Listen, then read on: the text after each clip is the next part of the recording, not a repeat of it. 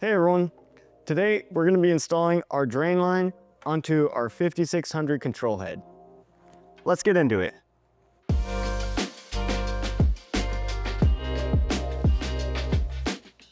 Hey everyone, I'm Kevin with Crystal Quest.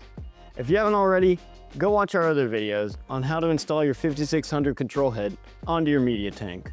But today we're going to be tackling installing our drain line. For this, all we're going to need is a good pair of pliers and the provided hose clamp and drain tubing. First, we have to grab our hose clamp and put it around our tubing. And then we're going to put our tubing around the barb on the back of our control head.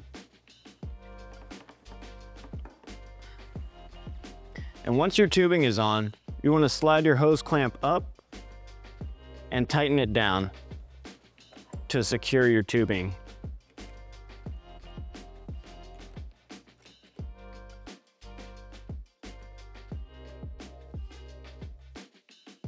Once you get your hose clamp tightened, you can go ahead and send the other end of your tubing to any drainage port in your house.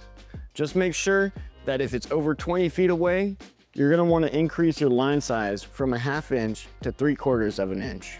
And that's it. You successfully installed your drain line onto your 5600. If you have any questions, feel free to leave a comment below, call us, or visit our website at crystalquest.com. Thank you.